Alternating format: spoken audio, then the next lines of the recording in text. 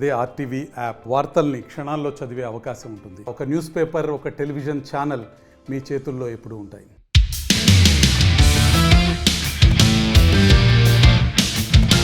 TTD board కీలక నిర్ణయం తీసుకుంది. త్వరితగతిన స్వామివారి దర్శనాన్ని కల్పించేందుకు సన్నద్ధమవుతోంది. అందుకోసం ఆర్టిఫిషియల్ ఇంటెలిజెన్స్ సేవలను వాడుకునేందుకు ఏర్పాట్లు చేస్తోంది. తిరుమలలో భక్తుల రద్దీని నియంత్రించేందుకు పాలక మండలి చర్యలు చేపడుతోంది. 2 గంటల్లో స్వామివారి దర్శనం కల్పించేందుకు టీటీడీ మరిన్ని చర్యలు తీసుకుంటోంది. ఫేస్ రికగ్నిషన్ ఎంట్రీపై పాలక మండలి దృష్టి సారించింది. కియోస్కులో ఫేస్ రికగ్నిషన్ టోకెన్ జారీ, బారియర్ గేట్ వద్ద నిలబడితే గేటు తెరుచుకుంటుంది. ఇవే అంశాలను బోర్డు సభ్యులకు బెంగళూరుకు చెందిన C2 అండ్ ఏషియా వివరించింది. ఏఐ టెక్నాలజీ ద్వారా 2 గంటల్లో స్వామివారి దర్శనం పూర్తవుతుందని వివరించింది. ప్రత్యేక పర్వదినాలతో పాటు పలు సందర్భాల్లో వెంకటేశ్వర స్వామి దర్శనానికి సామాన్యులు అనేక ఇబ్బందులు ఎదుర్కొంటున్నారు. స్వామివారి దర్శనానికి 20 గంటలకు పైగా సమయం పడుతోంది.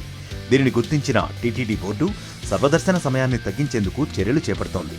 తాజాగా ప్రత్యేక కన్సల్టెన్సీతో బోర్డు ప్రతినిధులు సమావేశమయ్యారు. ఏఐ సహకారంతో 2-3 గంటల్లోనే దర్శనం కల్పించేలా ఏర్పాట్లు చేయాలని సూచించారు.